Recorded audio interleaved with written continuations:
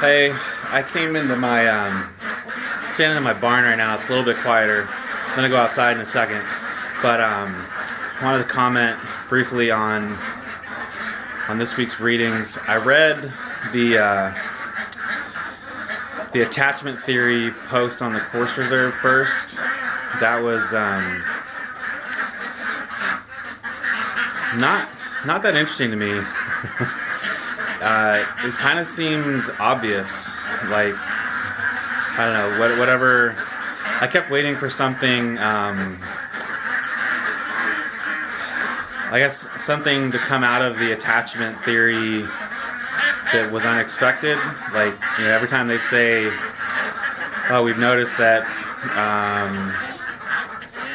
children would become less attached when the second child came along, or children in a household where the mother is depressed were less attached, or something like that. That just seems obvious to me.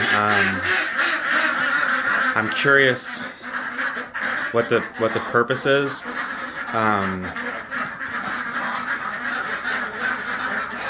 I guess I kept hoping that there was going to be some random stat that was unexpected, like maybe, children who breastfeed for more than 12 months end up with fewer attachment issues. Like, that would have been surprising, right? But there weren't anything like that. All the ones that you would expect to be attached had attachment issues, and the ones that don't. So to me, it was just more a matter of just common sense. So how is that a theory? And then as far as the Crane text in our textbook, that's why I'm outside right now.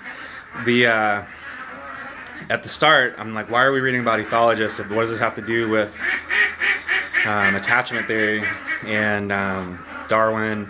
I didn't mind, because I like reading about that stuff. I like reading about animals and wildlife. And eventually we got to when was it Lorenz? Is that right? Was talking about imprinting, and he was speaking my language. He was talking about ducks and geese, and I see the connection. I see how you could make the bridge from imprinting then to attachment theory. So I guess I assume that's why they're all in the same chapter. I could be wrong, but that's where I'm going with it. But I have my own experience with imprinting, and since we're having fun with these videos and stuff, I figured I would share it with you guys. So most of you know I do have ducks. As you guys have heard in this video, I have about 70 of them. I didn't hand raise all of them, or I haven't had them all since they were babies. About 50 of them I've had since they were between 1 and 5 days old. The other 20 I got at various stages of adulthood. However, ducks are followers by nature, and so the bulk of the flock is imprinted on me. That means everybody else is going to be imprinted on me. And I'm standing over here. That means they're all interested in being over here where I am. They probably assume I'm going to feed them or something, but right now is the end of the day. They're very habituated on being locked up, and they're ready to be fed, which is convenient, because if you could imagine trying to corral 71 ducks if they were all of a free mind and spirit, trying to get them to do what I want them to do at the end of the day would be a pain in the butt.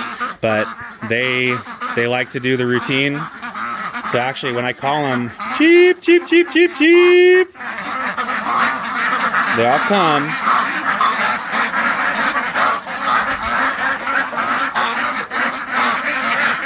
So these girls, I say girls, there's 2 boys in here, but for the most part, these girls, they're very much imprinted on me. Come on, girls! And they're just gonna follow me where I go. And right now, I want half of the flock to come into this coop. They know which ones go in here. And they're coming. Cheep, cheep, cheep, cheep. So that's my example of imprinting. Obviously the text reminded me of that. I thought I'd share with you guys.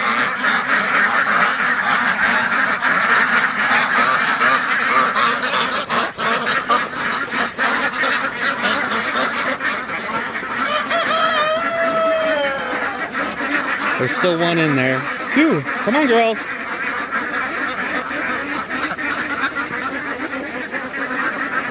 That's Iris. Hasn't come in yet.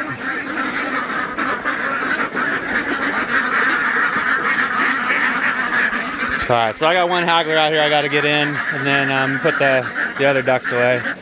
But I'll post this up for you guys to comment on, and we'll talk about your videos. Thanks. Bye.